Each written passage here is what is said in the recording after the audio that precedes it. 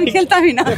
বিয়ের পরে কেন জামাই ছাড়া খেলবো, কেন নাদিয়া মেহজাবিন একসাথে 6 ঠাকালো, এইটা আমার কাছে অনেক মজা। আমি তো খেলা, স্পোর্টস গেম এগুলো খুব পছন্দ করি, আমি খুব স্পোর্টি ছোটবেলা থেকে।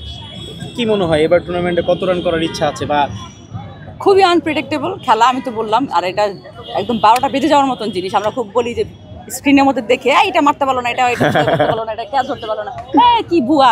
তুমি এখানে এসে খেলো, তোমার একদম অবস্থা ফেটে যাবে।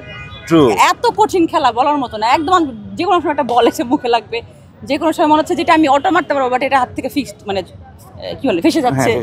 কোনো কিছু প্রিডিক্টেবল না এই ক্রিকেটের মধ্যে। আমি তো প্রথমবারই খেললাম, দ্বিতীয়বার খেলতেছি এবার।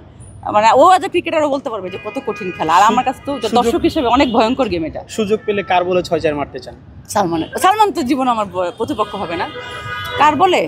মেহজাবিনের বলে। মেহজাবিনকে একটা দিব, আমার বলে একটা 6 মারবে, আমি ওর বলে একটা 6 মারবো।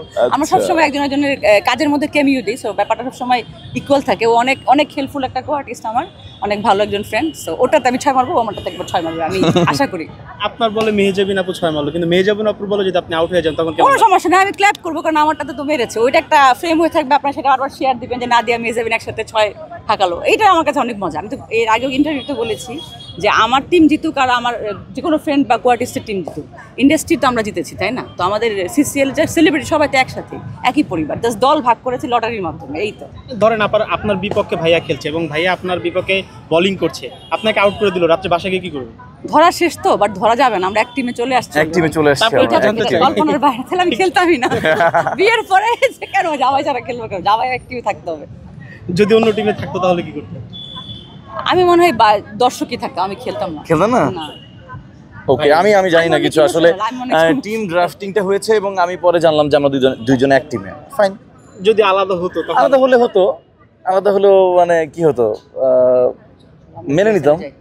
নাদিয়াপুর একেবারে কয়টা 6 মারতেন যদি সুযোগ? নাদিয়া বলেন 6 মারতাম না। কেন? কষ্ট পাইতো। বাসায় গেলে কি মার পড়তো? না, মার পড়তো না, বাট ওকে আমি এনকারেজ করতাম যে তুমি আরো ভালো করো। দেশ জুড়ে তোলপা ওয়ালটন ফ্রিজ কিনে হতে পারেন মিলেনিয়ার।